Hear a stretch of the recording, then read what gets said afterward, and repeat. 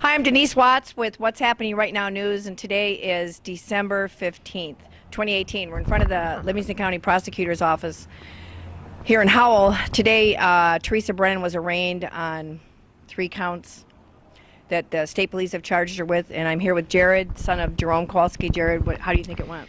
I think it went good, and I didn't expect much today, but I'm glad she's finally been charged by the Attorney General. It's something we've been asking for. I know we've been working on this for now with you, Denise, for over a year, or about a year since January, and it's about time. And I'm happy that she has charges on her from the Attorney General's office. Okay, so we're here in front of Bill Vaillancourt's, the prosecutor here. He could have granted a trial long ago, a new fair trial for your father. What do you think? Long ago, he could have granted him a new trial. You know, he knew about the improper relationships between Brennan and Detective Furlong back in 2013 before the trial started, and he had the obligation to investigate that back then. Mm-hmm. And his office kind of put their head down and refused to look into it any further. I kind of feel it is his fault for the reason that this has come to what it's come to, but now it's time for him to stand up and do what's right. And so that he kept, ever since this came out in February 2017 out in the public about Brennan and her relationship with Furlong and other things that she's done, he keeps delaying and trying to sweep things under the rug and not doing what's right. And it's clear that my father was denied his constitutional right of a fair trial.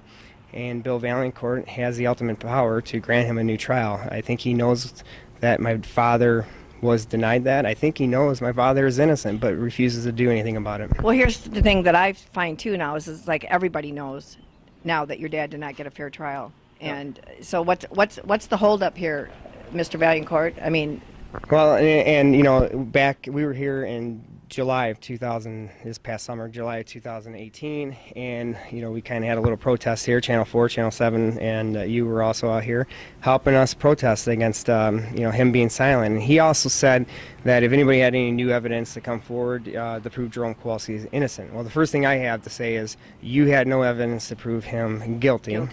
And number two, I have heard that he has received some new evidence regarding Jerome Kowalski's innocence, and at the state police as well, and we haven't heard anything regarding that.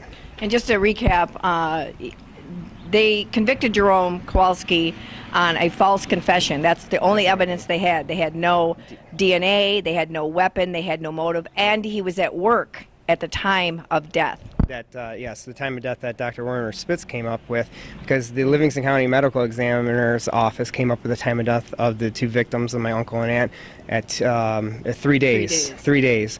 And we've had people say that they never even heard of that. At least we can pinpoint 1 day. So that's why we had to bring in Dr. Werner Spitz, and he came up with a time of death of middle of the night when my father was at work. Yeah, and tell everyone where your father worked. He was a security guard at Selfridge Air National Guard base, like 2 hours away from the crime scene. So, and he was on his post that night, and then we have people that confirmed that, and the records show he was at his post, and there was other security guards with him that night. Okay, well, Jared, I think this is getting really close. I don't see how the prosecutor now cannot grant. I mean, the pressure needs to be on Mr. Bill Vaillancourt, the prosecutor. He needs to stand up and stop hiding and do what's right. He claims he upholds the Constitution, the law of the land, and do what's right. And if he is true to his words, then he needs to stand up and do what's right and grant my father a new trial, fair trial, because we can prove that my father was innocent. And nothing was allowed. There's so many things that were not allowed in Brennan's courtroom because of his prosecution office would, object to it, not let it in, and Brennan would agree to it. All right, Jared. Well, thanks. I'm sure we're going to be doing some follow-up here, and her next court date is January 16th at 1:30 here in Howell, which is probably just going to be another preliminary quick 10 minutes, but we know how these trials go. This could go on for a couple years, and in the meantime, your dad's been in prison over 10.5 years. And right. What's going on with Judge Brennan right now shouldn't delay Bill Vaillancourt in granting my father a new trial. And, come out and sit in the courtroom, because the more she needs to have pressure on as well in the courtroom, and she's affected many people's lives, not just my father's or our families, but many people in Livingston County's families have been affected by her and her ruling and the way she conducted herself. Right. Well, thank you, Jared, and we'll talk to you again soon. And thanks for watching What's Happening Right Now News. Thank you, Denise.